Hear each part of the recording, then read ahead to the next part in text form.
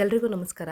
ನಾನು ಕಲಾ. ಇವತ್ತಿನ ವಿಡಿಯೋದಲ್ಲಿ 5 ಲೀಟ್ರು ಹಾಲಿನಿಂದ ಮನೇಲಿ ಅತಿ ಸುಲಭವಾಗಿ ಹೇಗೆ ಪನ್ನೀರನ್ನ ಮಾಡ್ಕೊಂಬೋದು ಅಂತ ಅಂದ್ಬಿಟ್ಟು ತೋರಿಸ್ತಾ ಇದ್ದೀನಿ.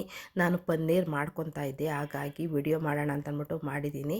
ನಾನು ಇಲ್ಲಿ ಪನ್ನೀರ್ ಮಾಡೋದಕ್ಕೆ ಗ್ರೀನ್ ಕಲರ್ ಹಾಲಿರುತ್ತಲ್ಲ ಅದನ್ನ ತೊಗೊಂಡಿದ್ದೀನಿ. ಆದಷ್ಟು ರೆಡ್ ಕಲರ್ ಆರೆಂಜ್ ಕಲರ್ ಹಾಲಿರುತ್ತಲ್ವ ಅದು ತೊಗೊಂಡ್ರೆ ತುಂಬ ಜಾಸ್ತಿ ಕೆನೆ ಎಲ್ಲನ ಬರುತ್ತಲ್ವ, ಹಾಗಾಗಿ ಪನ್ನೀರ್ ಜಾಸ್ತಿ ಬರುತ್ತೆ ಅಂತ ಅಂದ್ಕೊತೀನಿ. ನಾನು ಅದರೊಳಗೂ ಮಾಡಿಬಿಟ್ಟು ತೋರಿಸಿದ್ದೀನಿ, ನೋಡೋಣ ಅಂತ ಅಂದ್ಬಿಟ್ಟು ಇವತ್ತು ಗ್ರೀನ್ ಕಲರ್ ಹಾಲಿನಿಂದ ಮಾಡ್ತಾಯಿದ್ದೀನಿ. ತುಂಬ ಚೆನ್ನಾಗೇ ಬಂದಿದೆ. ನಮಗೆ ಎಷ್ಟು ಆರೆಂಜ್ ಕಲರಲ್ಲಿ ಎಷ್ಟು ಪನ್ನೀರ್ ಸಿಕ್ತಿತ್ತೋ ಅದೇ ರೀತಿ ಸಿಕ್ಕಿದೆ ಪನ್ನೀರು. ನೋಡಿ, ಈಗ 5 ಲೀಟ್ರ್ ಹಾಲನ್ನು ತೊಗೊಂಡು ನಾನೆಲ್ಲ ಚೆನ್ನಾಗಿ ಮೇಲ್ಗಡೆ ಫಸ್ಟು ಕವರೆಲ್ಲ ತೊಳ್ಕೊಬೇಕಾಗುತ್ತೆ. ಅದಾದಮೇಲೆ ನೋಡಿ ಈ ರೀತಿ ಕಟ್ ಮಾಡ್ಕೊತಾ ಇದ್ದೀನಿ. ಆದಷ್ಟು ಫುಲ್ಲು ಕಟ್ ಮಾಡಬೇಡಿ, ಕವರಲ್ಲೆಲ್ಲನ ಒಂದು ಸ್ವಲ್ಪ ನೋಡಿ ಓಪನ್ ಮಾಡ್ಕೊಳ್ಳಿ. ಎಷ್ಟು ಬೇಕೋ ಅಷ್ಟು ಹಾಲು ಬೀಳೋದಕ್ಕೆ ಮಾತ್ರ ಓಪನ್ ಮಾಡ್ಕೊಳ್ಳಿ. ನೋಡಿ, ಮುಂದೆ ತುದಿ ಇರುತ್ತಲ್ಲ ಅದೆಲ್ಲ ಕಟ್ ಮಾಡಿಬಿಟ್ರೆ ಮತ್ತೆ ಅಕಸ್ಮಾತ್ ಏನಾದರೂ ಕಟ್ ಮಾಡಿದ್ರೆ ಮತ್ತೆ ಅದೇ ಕವರ್ಗೆ ಹಾಕ್ಬಿಟ್ಟು ಆಮೇಲೆ ನಾವು ಕವರ್ನ ಆ ಕಡೆಗೆ ಹಾಕಬೇಕಾಗುತ್ತೆ. ನೋಡಿ, ಹೀಗೆ ನಾನು ಎಲ್ಲನೂ ಕಟ್ ಮಾಡಿದ್ದೀನಿ. ಯಾವುದೇ 2 ಪೀಸ್ ಮಾಡಿಲ್ಲ. ನೋಡಿ, ಇಷ್ಟ ಆಗಿದೆ 5 ಲೀಟ್ರು ಹಾಲು ಇಷ್ಟ ಆಗಿದೆ ನೋಡಿ ಫ್ರೆಂಡ್ಸ್. ಇವಾಗ ಏನು ಮಾಡ್ತಾಯಿದ್ದೀನಿ, ಫಸ್ಟೇ ಒಂದು ಸ್ವಲ್ಪ ಬಿಸಿ ಆಗಿದ ತಕ್ಷಣವೇ, ಹಾಲು ಬಿಸಿ ಆಗಿದ ತಕ್ಷಣವೇ ನಾನು ಇಲ್ಲಿ 2 ನಿಂಬೆಹಣ್ಣನ್ನ ಹಿಂಡ್ತಾ ಇದ್ದೀನಿ. ಇಲ್ಲಾಂದರೆ ಒಂದು ಸ್ವಲ್ಪ ಸೋಡಾನ ನೀರಲ್ಲಿ ಹಾಕ್ಬಿಟ್ಟು ನಾವು ಆ ನೀರು ಹಾಕಿದ್ರೂ ಆಗುತ್ತೆ. ಇಲ್ಲ ಅಂತಂದರೆ ವಿನಿಗರ್ ಇರುತ್ತಲ್ವ ಅದರೊಳಗೂ ವಿನಿಗರನ್ನು ಹೊಡೆದ್ರೂ ಹಾಲು ಒಡೆಯುತ್ತೆ. ನಾನಿಲ್ಲಿ ನ್ಯಾಚುರಲ್ಲಾಗಿ ನಮ್ಮ ಮನೆಯವ್ರಿಗೋಸ್ಕರ ಮಾಡ್ತಾ ಇರೋದ್ರಿಂದ ನಾನಿಲ್ಲಿ ನಿಂಬೆಹಣ್ಣು ಮಾತ್ರ ಹಾಕ್ಕೊತಾ ಇದ್ದೀನಿ. ಯಾವುದೇ ರೀತಿ ಸೋಡಾ ಆಗಿರ್ಬೋದು, ವಿನೆಗರ್ ಆಗಿರ್ಬೋದು ಹಾಕ್ಕೊಂಡಿಲ್ಲ. ಏಕೆಂದರೆ ಆರೋಗ್ಯ ತುಂಬಾ ಅವಶ್ಯಕತೆ ಅಲ್ವ, ಎಲ್ಲರಿಗೂ ಆರೋಗ್ಯ ತುಂಬ ಚೆನ್ನಾಗಿರ್ಬೇಕಲ್ವ. ಹಾಗಾಗಿ ನಿಂಬೆಹಣ್ಣು ಮಾತ್ರ ಹಾಕ್ಕೊಂಡಿದ್ದೀನಿ. ನಿಂಬೆಹಣ್ಣು ಆಮೇಲೆ ಚೆನ್ನಾಗಿ ಒಂದೊಂದು ಸಲ ಎಲ್ಲ ಪನ್ನೀರ್ ಬಂದಾದಮೇಲೆ ಹುಳಿ ಇರುತ್ತಲ್ವ ಅದನ್ನು ನೀರಲ್ಲಿ ಚೆನ್ನಾಗಿ ತೊಳ್ಕೊಂಬಿಟ್ರೆ ಆ ನಿಂಬೆಹಣ್ಣಿನ ಅಂಶ ಎಲ್ಲ ಹೋಗ್ಬಿಡುತ್ತೆ. ನೋಡಿ, ನಾನು ಒಡೆದಿಲ್ಲ ಹಾಲು. ನಾನು ಒಂದು ಸ್ವಲ್ಪ ಬಿಸಿ ಹಾಲು ಇರಬೇಕಾದ್ರೆ ಮಾತ್ರ ಹಾಕ್ಕೊಂಡಿದ್ದೀನಿ. ತುಂಬ ಬಿಸಿ ಇರಬೇಕಾದ್ರೆ ಅಷ್ಟೊಂದು ಏನು ಹಾಲು ಕಾಸೋ ಅವಶ್ಯಕತೆ ಏನಿರೋದಿಲ್ಲ. ಒಂದು ಸ್ವಲ್ಪ ಬಿಸಿಯಾಗಿದ್ದ ತಕ್ಷಣವೇ ನಾವು ಪನ್ನೀರ್ ಮಾಡೋದಕ್ಕೆ ನಿಂಬೆಹಣ್ಣು ಹಾಕ್ಕೊಂಡ್ರೆ ಸಾಕಾಗುತ್ತೆ. ನೋಡಿ, ಒಂದು ಸ್ವಲ್ಪ ಹಾಲೇ ಒಡ್ಕೊತಾ ಇದೆ. ತುಂಬ ಜಾಸ್ತಿ ಉರಿ ಇಟ್ಬಿಟ್ಟು ಮಾಡ್ಕೊಬೇಕಾಗುತ್ತೆ. ಹಾಗಾಗಿ ಜಾಸ್ತಿ ಉರಿ ಇಟ್ಬಿಟ್ಟು ಮಾಡ್ಕೊತಾ ಇದ್ದೀನಿ. ಒಂದು 1/4 ಗಂಟೆನಾದ್ರೂ ಬೇಕು, ಯಾಕೆಂದರೆ 5 ಲೀಟ್ರ್ ಹಾಲು ಕಾಯೋದಕ್ಕೆ ಸ್ಟವ್ ಮೇಲೆ ಒಂದು 1/4 ಗಂಟೆ ಏನಾದರೂ ಬೇಕು. ನೋಡಿ ಫ್ರೆಂಡ್ಸ್, ಹಾಲೇ ಒಡ್ಕೊತಾ ಇದೆ, ಚೆನ್ನಾಗಿ ಹೊಡಿತಾ ಇದೆ ಅಲ್ವಾ. ಇನ್ನೊಂದು 2ರಿಂದ 3 ನಿಮಿಷದೊಳಗಡೆ ಚೆನ್ನಾಗಿ ಹೊಡ್ಕೊಂಬಿಡುತ್ತೆ ಇದು ಹಾಲೆಲ್ಲನ. ಹೊಡ್ಕೊಂಡು ನೀರೇ ಸಪ್ರೇಟ್ ಆಗುತ್ತೆ ಮತ್ತು ಪನ್ನೀರೇ ಸಪ್ರೇಟ್ ಆಗುತ್ತೆ. ನೋಡಿದ್ರಲ್ಲ, ನೋಡೋದಕ್ಕೆ ಹಾಲೇ ಕಾಣಿಸ್ತಾ ಇದೆ, ಸಪ್ರೇಟ್ ಆಗಿದೆ. ಒಂದು ಸ್ವಲ್ಪ ಯೆಲ್ಲೋ ಕಲರ್ ನೀರಿದೆ ನೋಡಿ, ಹಾಲೆಲ್ಲನ ಯೆಲ್ಲೋ ಕಲರ್ ನೀರು ಥರ ಆಗಿದೆ. ಇನ್ನು ಉಳಿದಿದ್ದೆಲ್ಲನ ಚೆನ್ನಾಗೆಲ್ಲ ಪನ್ನೀರ್ ಆಗಿದೆ. ನೋಡಿ, ಇಷ್ಟು ಗಟ್ಟಿ ಪನ್ನೀರ್ ಆಗಿದೆ. ಈಗ ಚೆನ್ನಾಗಿ ಆಗಿದೆ ಫ್ರೆಂಡ್ಸ್. ಇಷ್ಟ ಆದರೆ ಸಾಕು. ತುಂಬ ಉರಿ ಇಟ್ಬಿಟ್ಟೆಲ್ಲನ ಆಮೇಲೆ ಹಾಲು ಹೊಡಿಬೋದು, ಆವಾಗಲೂ ಹೊಡಿಬೋದು.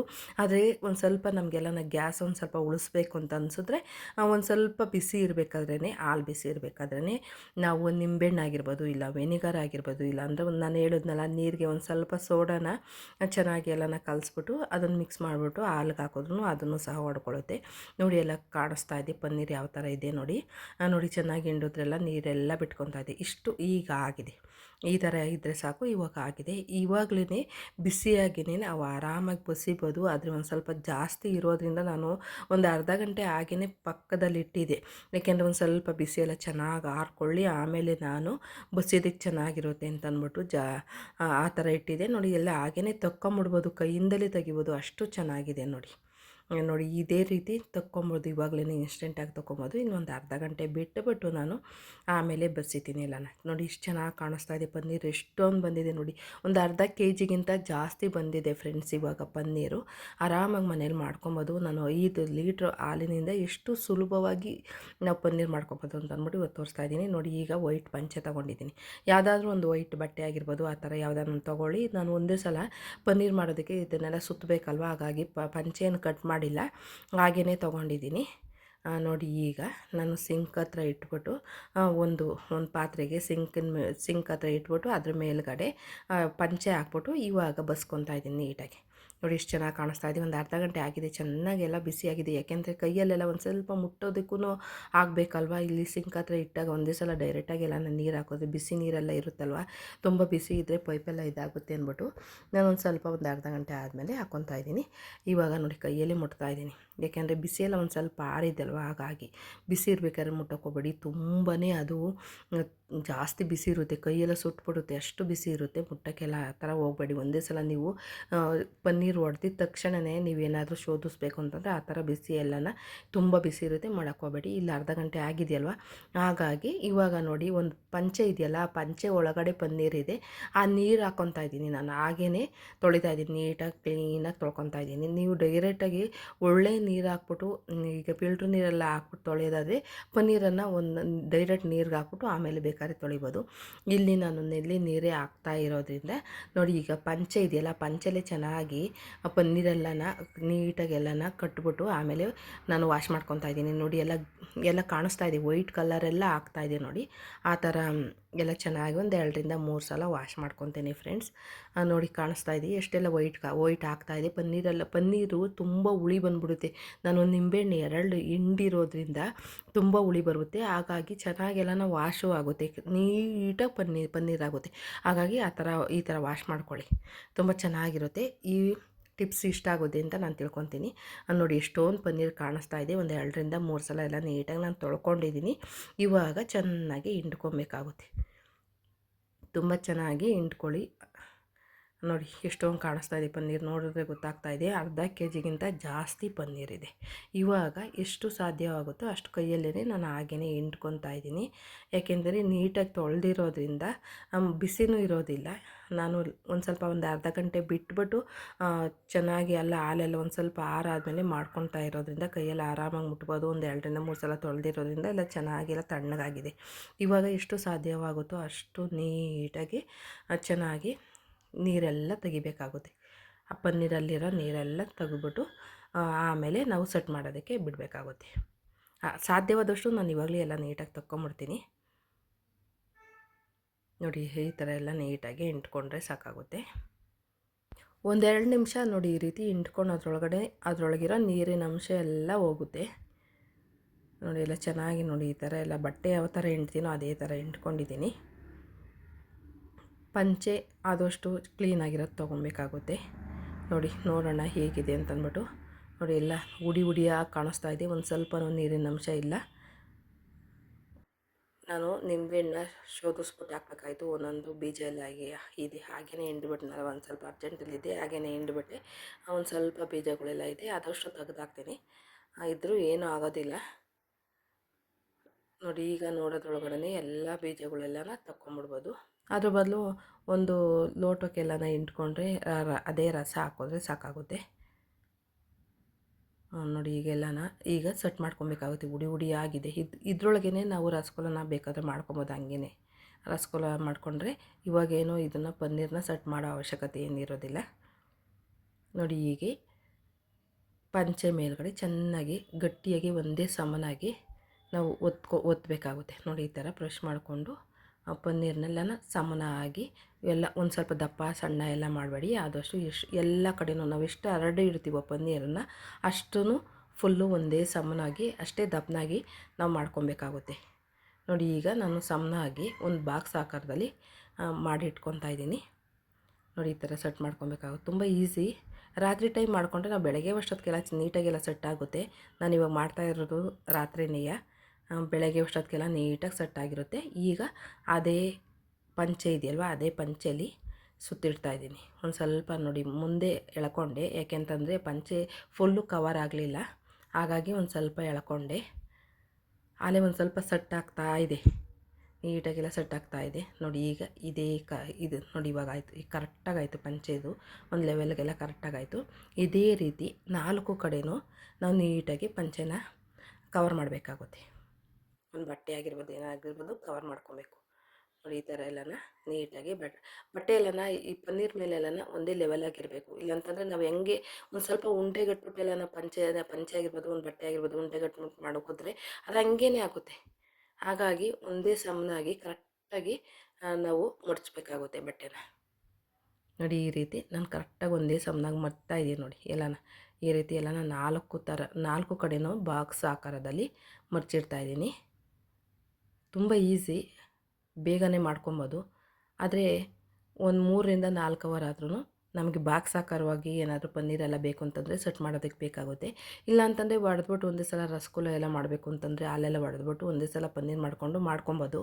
ನಮಗೆ ಇಲ್ಲ ಬಾಕ್ಸ್ ಆಕಾರದಲ್ಲಿ ನಮಗೆ ಕ್ಯೂಬ್ಸ್ ಎಲ್ಲ ಬೇಕು ಅಂತಂದರೆ ನಮಗೊಂದು ಅರ್ಧ ದಿವಸನಾದ್ರೂ ಬೇಕಾಗುತ್ತೆ. ಕನಿಷ್ಠ ಒಂದು 4 ಅವರ್ ಆದರೂ 3ರಿಂದ 4 ಅವರ್ ಆದರೂ ಬೇಕಾಗುತ್ತೆ. ನೋಡಿ ಇವಾಗ 2 ತಟ್ಟೆ ತಗೊಂಡಿದ್ದೀನಿ. ಒಂದು ತಟ್ಟೆನ ದಬ್ಬೈದ್ಬಿಟ್ಟು ಹಾಕ್ಕೊಂಡಿದ್ದೀನಿ. ಯಾಕೆಂತಂದರೆ ಆ ಥರ ಹಾಕಿದ್ರೇ ನೀಟಾಗಿ ಕುತ್ಕೊಳೋದು. ಅದಾದಮೇಲೆ ಪನ್ನೀರ್ ಇಟ್ಬಿಟ್ಟು ಇನ್ನೊಂದು ತಟ್ಟೆ ಇಡ್ತಾಯಿದ್ದೀನಿ. ಇವಾಗ ಒಂದು ಭಾರವಾದ ವಸ್ತುನ ಇಟ್ಕೊಬೇಕಾಗುತ್ತೆ. ನಾನು ಒಂದು 5 ಲೀಟ್ರು ಒಂದು 5 kg ಹಿಟ್ಟು ಇದೆಯಲ್ವ ಆ ಬಾಕ್ಸನ್ನು ಇಡ್ತಾಯಿದ್ದೀನಿ. ಅದ್ರ ಮೇಲ್ಗಡೆ ಇನ್ನೊಂದು ಕಲ್ಲು ಆ ಥರ ಏನನ್ನ ಇಟ್ಕೊಂಡ್ರೂ ನಡೆಯುತ್ತೆ. ಇಷ್ಟೇ ಸಾಕಾಗುತ್ತೆ. ಒಂದು 5 kg ಹಿಟ್ಟಿದೆ, ಅದನ್ನು ಇಟ್ಕೊಂಡಿದ್ದೀನಿ. ಈಗ ಬೆಳಗ್ಗೆವರೆಗೂ ನಾನು ಹೀಗೆ ಬಿಡ್ತೀನಿ, ನೀಟಾಗಿ ಸೆಟ್ ಆಗುತ್ತೆ. ಅದ್ರ ಮೇಲ್ಗಡೆ ಬೇಕು ಅಂತಂದರೆ ಒಂದು ಸ್ವಲ್ಪ ಕಲ್ಲುಗಳೆಲ್ಲ ಇಟ್ಕೊಬೋದು. ಈಗೆಲ್ಲ ಕುಟಾಣಿಗಳೆಲ್ಲ ಇರ್ತದಲ್ಲ, ನಾವು ಬೆಳ್ಳುಳ್ಳಿ ಶುಂಠಿ ಎಲ್ಲ ಚೆಚ್ಚೋದಕ್ಕೆಲ್ಲ ನಾವು ಕುಟಾಣಿ ಮಡಗಿರ್ತೀವಲ್ಲ, ಆ ಥರ ಕಲ್ಲು ಇಟ್ಕೊಂಡ್ರೂ ನಡೆಯುತ್ತೆ. ನೀಟಾಗಿ ಸೆಟ್ ಆಗುತ್ತೆ. ನಾವು ಅಂಗಡಿಲೆಲ್ಲ ತೊಗೊಂಬಂದಾಗ ಯಾವ ರೀತಿ ಕಟ್ ಮಾಡ್ತೀವೋ ಅದೇ ರೀತಿ ಇರುತ್ತೆ. ಅದೇ ಥರ ಬಾಕ್ಸ್ ಆಕಾರವಾಗಿರುತ್ತೆ. ನಾನು ಸಣ್ಣದೊಂದು ಕಲ್ಲಿಟ್ಟಿದೆ. ಇವಾಗ ತೆಗೆದ್ಬಿಟ್ಟು ನೋಡೋಣ ಬನ್ನಿ ಹೇಗೆ ಬಂದಿದೆ ಅಂತ ಅಂದ್ಬಿಟ್ಟು. ಇವಾಗ ಬೆಳಗ್ಗೆ ಆಗಿದೆ, ಬೆಳಗ್ಗೆ ತೆಗಿತಾ ಇದ್ದೀನಿ. ನೋಡಿ ಎಲ್ಲ ನೀಟಾಗಿ ಸೆಟ್ಟಾಗಿರುತ್ತೆ. ಏನು ವರಿ ಮಾಡ್ಕೊಳೋ ಅವಶ್ಯಕತೆ ಇರೋದಿಲ್ಲ. ಪುಡಿ ಆಗೋದೇನು ಇರೋದಿಲ್ಲ. ನೀಟಾಗಿ ಸೆಟ್ಟಾಗಿರುತ್ತೆ. ತುಂಬ ಈಸಿಯಾಗಿ ಮಾಡ್ಕೊಬೋದು ಫ್ರೆಂಡ್ಸ್. ಇವತ್ತು ನಾನು ಮಾಡಿರೋ ಪನ್ನೀರಿನ ವಿಡಿಯೋ ನಿಮ್ಮೆಲ್ಲರಿಗೂ ಇಷ್ಟ ಆಗಿದೆ ಅಂತ ನಾನು ತಿಳ್ಕೊತಾ ಇದ್ದೀನಿ. ಇಷ್ಟ ಆಗಿದೆ, ಏನಾದರೂ ಒಂದು ಸ್ವಲ್ಪನಾದ್ರೂ ಈ ವಿಡಿಯೋ ನಿಮಗೆ ಯೂಸ್ಫುಲ್ ಅನಿಸಿದ್ರೆ ಈ ವಿಡಿಯೋಕ್ಕೊಂದು ಲೈಕ್ ಕೊಡಿ. ನಿಮ್ಗೆ ಗೊತ್ತಿರೋರಿಗೆ, ನಿಮ್ಮ ಹಿತೈಷಿಗಳಿಗೆ ಈ ವಿಡಿಯೋನ ಶೇರ್ ಮಾಡಿ. ಹಾಗೆ ನಿಮ್ಮ ಅನಿಸಿಕೆ ಅಭಿಪ್ರಾಯನ ಕಾಮೆಂಟ್ ಮೂಲಕ ವ್ಯಕ್ತಪಡಿಸಿ. ನೀವು ಹಾಗೆ ಹೇಗೆ ಮಾಡ್ತೀರಾ ಪನ್ನೀರ್ ಅಂತಂದ್ಬಿಟ್ಟು ನನಗೆ ತಿಳಿಸ್ಕೊಡಿ. ನೋಡಿ, ಒಂದು ಸ್ವಲ್ಪ ನಿಂಬೆಹಣ್ಣಿಂದು ಬೀಜಗಳು ಇವೆಲ್ಲನ ಅಷ್ಟೇ, ಜಾಸ್ತಿ ಏನಿರಲ್ಲ. ಆವಾಗಲೇ ಎಲ್ಲ ತೆಗ್ದಿದೆ, ಎಲ್ಲೋ ಒಂದೊಂದಿದ್ವಲ್ಲ ಅವನ್ನ ಎತ್ತಾಕ್ತಾಯಿದ್ದೀನಿ. ಈಗ ಲಾಸ್ಟಿಗೆ ಇವಾಗ ಕಟ್ ಮಾಡಬೇಕಾದ್ರೆ ಲಾಸ್ಟಲ್ಲೆಲ್ಲ ಇಲ್ಲಿ ಇರುತ್ತಲ್ವ, ಸೈಡಲ್ಲೆಲ್ಲ ಇರುತ್ತಲ್ಲ, ಅದನ್ನು ನೀಟಾಗಿ ಒಂದೇ ಸಮನಾಗಿ ಕಟ್ ಮಾಡ್ಕೊಬೇಕಾಗುತ್ತೆ. ನೋಡಿ, 4 ಕಡೆನೂ ಇದೇ ರೀತಿ ಕಟ್ ಮಾಡ್ತಾಯಿದ್ದೀನಿ. ಕಟ್ ಮಾಡಾದಮೇಲೆ ನೀಟಾಗಿ ಬಾಕ್ಸ್ ಥರ ಇರುತ್ತೆ. ಆವಾಗ ನಮಗೆ ಯಾವ ಆಕಾರದಲ್ಲಿ ಬೇಕೋ ಆ ಆಕಾರದಲ್ಲಿ ಪನ್ನೀರನ್ನ ಕಟ್ ಮಾಡ್ಕೊಬೋದು. ನೋಡಿ, ಇದನ್ನು ಟೊಮೆಟೊ ಗೊಜ್ಜು ಮಾಡಬೇಕಾದ್ರೆ, ಇಲ್ಲಾಂತಂದರೆ ಬಟರ್ ಪನ್ನೀರ್ ಮಸಾಲ ಮಾಡ್ತೀವಲ್ಲ, ಅವಾಗ ಬೇಕಾದ್ರೂ ಹಾಕ್ಕೊಬೋದು. ಕ್ಯೂಬ್ಸೇ ಬೇಕು ಅಂತ ಏನಿಲ್ಲ, ಹಾಗೇನೂ ಹಾಕ್ಕೊಬೋದು. ತುಪ್ಪದಲ್ಲಿ ಹುರಿದ್ಬಿಟ್ಟು ಹಾಕ್ಕೊಂಡ್ರಾಯ್ತು. ನೋಡಿ ಎಷ್ಟು ಚೆನ್ನಾಗಿ ಕಾಣಿಸ್ತಾ ಇದೆ. ಒಂದೇ ಸಮನಾಗಿ ಮಾಡಿದ್ದೀನಿ, ಒಂದೇ ಥರ ಇಟ್ಟಿದ್ದೀನಿ. ಹಾಗಾಗಿ ಕರೆಕ್ಟಾಗಿ ಲೆವೆಲಾಗಿ ಬಂದಿದೆ. ಇವಾಗ ನಮಗೆ ಯಾವ ಆಕಾರದಲ್ಲಿ ಬೇಕೋ ಆ ಆಕಾರದಲ್ಲಿ ಕಟ್ ಮಾಡ್ಕೊಂಡ್ರಾಯ್ತು. ನೋಡಿ, ಕಟ್ ಮಾಡ್ತಾಯಿದ್ರೆ ಎಷ್ಟು ಈಸಿಯಾಗಿ ಬರ್ತಾಯಿದೆ. ತುಂಬ ಗಟ್ಟಿಯಾಗಿಲ್ಲ. ನೋಡಿದ್ರೆ ಗೊತ್ತಾಗುತ್ತೆ. ನಾನು ಜಾಸ್ತಿ ಪ್ರೆಷರೇನು ಹಾಕ್ಬಿಟ್ಟು ಕಟ್ ಮಾಡ್ತಾಯಿಲ್ಲ. ನೀಟಾಗಿ ನಾನು ಕಟ್ ಮಾಡ್ತಾಯಿದ್ದೀನಿ. ತುಂಬ ಸಿಂಪಲ್ಲಾಗಿಯೇ ಕಟ್ ಮಾಡ್ತಾಯಿದ್ದೀನಿ. ನೋಡಿ, ಈ ರೀತಿ ನಾನು ಬಾಕ್ಸ್ ಆಕಾರದಲ್ಲಿ ಪನ್ನೀರನ್ನ ಕಟ್ ಮಾಡ್ತಾಯಿದ್ದೀನಿ. ತುಂಬ ಚೆನ್ನಾಗಿರುತ್ತೆ. ಆಗಿಂದಾಗೆ ನಮಗೆ ಬೇಕು ಅನ್ನಿಸ್ದಾಗ 100 ಗ್ರಾಮು 200 ಗ್ರಾಮ್ ಪನ್ನೀರ್ ಬೇಕು ಅಂತ ಅನ್ನಿಸ್ದಾಗ ನಾವು ಒಂದು 2 ಲೀಟ್ರಿಂದ 3 ಲೀಟ್ರ್ ಹಾಲು ತೊಗೊಂಬಂದು ಮನೆಯಲ್ಲೇ ಮಾಡಿಕೊಂಡ್ರೆ ಆರಾಮಾಗಿ ಆರೋಗ್ಯಕರವಾದ ಪನ್ನೀರು, ಮನೆಯಲ್ಲೇ ಮಾಡಿದ ಪನ್ನೀರು ನಾವು ಮಕ್ಕಳಿಗೆ, ಮನೆಯವ್ರಿಗೆಲ್ಲ ಆರಾಮಾಗಿ ಮಾಡಿಬಿಟ್ಟು ಅದರಿಂದ ಏನಾದರೂ ರೆಸಿಪಿ ಮಾಡಿಬಿಟ್ಟು ಕೊಡ್ಬೋದು ಫ್ರೆಂಡ್ಸ್. ಇಲ್ಲಾಂತಂದರೆ ನಮ್ಗೆ ಅರ್ಜೆಂಟ್ ಬೇಕು ಅಂತಂದಾಗ ಮಾತ್ರ ಯಾವಾಗನೋ ಒಂದೊಂದ್ಸಲ ಹೊರಗಡೆಯಿಂದ ತೊಗೊಂಬಂದ್ರಾಯ್ತು. ತೋರಿಸ್ತೀನಿ ಯಾವ ಥರ ಇದೆ ಅಂದ್ಬಿಟ್ಟು. ನೋಡಿ, ಇಷ್ಟು ದಪ್ಪನಾಗಿದೆ. ಇಷ್ಟು ದಪ್ಪನಾಗಿ ಇದೇ ಸೈಜ್ ಇರೋದು, ನಾವು 200 ಗ್ರಾಮ್ ಎಲ್ಲ ಪನ್ನೀರ್ ತೊಗೊಂಬರ್ತೀವಲ್ಲ, ಇದೇ ಸೈಜ್ ಇರೋದು, ಇದೇ ಸೈಜಲ್ಲಿ ಮಾಡಿರ್ತಾರೆ. ನೋಡಿ, ಸ್ಮೂತಾಗಿದೆ. ನಾನು ಅಷ್ಟೇ ದಪ್ಪ ಮಾಡಿದ್ದೀನಿ. ಇದು ಒಂದು 600ರಿಂದ 700 ಗ್ರಾಮ್ ಪನ್ನೀರ್ ಇದೆ. ಅಷ್ಟು ಪನ್ನೀರ್ ಬಂದಿದೆ. 5 ಲೀಟ್ರ್ ಹಾಲಿಗೆ ಅಷ್ಟು ಬಂದಿದೆ ಫ್ರೆಂಡ್ಸ್. ಇವತ್ತಿನ ವಿಡಿಯೋ ನಿಮಗೆ ಖಂಡಿತ ಇಷ್ಟ ಆಗಿದೆ ಅಂತ ನಾನು ತಿಳ್ಕೊತಾ ಇದ್ದೀನಿ. ಯಾವುದಾದ್ರೂ ಒಂದು ಸಣ್ಣ ಪುಟ್ಟ ಫಂಕ್ಷನ್ಗಳೆಲ್ಲ ಮಾಡ್ತೀವಲ್ಲ, ಅವಾಗೆಲ್ಲ ಜಾಸ್ತಿ ಹಾಲೆಲ್ಲ ಉಳಿದು ಬಿಡುತ್ತೆ. ಒಂದು 3ರಿಂದ 4 ಲೀಟ್ರು ಹಾಲೆಲ್ಲ ಜಾಸ್ತಿ ತೊಗೊಂಬಂದಿರ್ತೀವಿ. ಅವಾಗ ಏನೂ ಮಾಡೋದಕ್ಕಾಗೋದಿಲ್ಲ ಅಂತ ಅಂದ್ಕೊಂಡು ನಾವು ಬರೀ ಮೊಸರು ಯಾವಾಗಲೂ ಜಾಸ್ತಿ ಮಾಡೋಕ್ಕಾಗೋದಿಲ್ಲ. ನೋಡಿ, ಈ ರೀತಿ ಎಲ್ಲ ಮಾಡಿದ್ರೆ ನಾವು ಆವಾಗಲೇ ತಿನ್ನಬೇಕು ಅಂತ ಏನಿಲ್ಲ. ನಾವು ಫ್ರಿಡ್ಜಲ್ಲೆಲ್ಲ ಇಟ್ಬಿಟ್ಟು ಒಂದು 15 ದಿವಸದೊಳಗಡೆ ನಾವು ಪನ್ನೀರನ್ನು ಆರಾಮಾಗಿ ಉಪಯೋಗ ಮಾಡ್ಕೊಬೋದು. ತುಂಬ ಹೆಲ್ತಿಯಾಗಿ ಇರುತ್ತೆ. ಒಂದು ಸ್ವಲ್ಪ ತುಪ್ಪದಲ್ಲಿ ಹಾಗೆಯೇ ಕರೆದ್ಬಿಟ್ಟು, ಈಗೆಲ್ಲ ತಿಂಡಿ ಎಲ್ಲ ತಿಂತಾರಲ್ಲ, ಆ ಟೈಮಲ್ಲೂ ಕೊಡ್ಬೋದು ಮಕ್ಕಳಿಗೆ ಎಲ್ಲನ. ತುಂಬ ಹೆಲ್ತಿಯಾಗಿರುತ್ತೆ ಫ್ರೆಂಡ್ಸ್. ಇವತ್ತಿನ ವಿಡಿಯೋ ಒಂದು ಸ್ವಲ್ಪನಾದರೂ ನಿಮ್ಮೆಲ್ಲರಿಗೂ ಇಷ್ಟ ಆಗಿದೆ ಅಂತ ನಾನು ತಿಳ್ಕೊಂಡು ಈಗಿನ ವಿಡಿಯೋನ ಎಂಡ್ ಮಾಡ್ತಾಯಿದ್ದೀನಿ. ಇದನ್ನು ನೋಡಿ, ನಾವು ಟೊಮೆಟೊ ಗೊಜ್ಜು ಮಾಡ್ತೀವಲ್ಲ, ಅದಕ್ಕೆಲ್ಲ ಹಾಕ್ಕೊಬೋದು. ಅದು ತುಪ್ಪದಲ್ಲಿ ಹುರಿದ್ಬಿಟ್ಟು ಹಾಕ್ಕೊಬೋದು. ಮತ್ತೊಂದು ಹೊಸ ರೆಸಿಪಿಯೊಂದಿಗೆ ಮತ್ತೊಂದು ಹೊಸ ವಿಡಿಯೋದೊಂದಿಗೆ ನೀವು ಮತ್ತೊಮ್ಮೆ ಭೇಟಿಯಾಗೋಣ. ಅಲ್ಲಿವರೆಗೂ ಧನ್ಯವಾದಗಳು. ನಿಮ್ಮ ಬಿಡುವಿಲ್ಲದ ಸಮಯದಲ್ಲಿ ಬಿಡು ಮಾಡಿಕೊಂಡು ಈ ಚಾನಲ್ನ ಓಪನ್ ಮಾಡಿ ಕೊನೆವರೆಗೂ ವಿಡಿಯೋ ನೋಡಿದ್ದಕ್ಕೆ ಧನ್ಯವಾದಗಳನ್ನ ಅರ್ಪಿಸ್ತಾ ಈ ವಿಡಿಯೋನ ಎಂಡ್ ಮಾಡ್ತಾ ಇದ್ದೀನಿ. Thank you friends.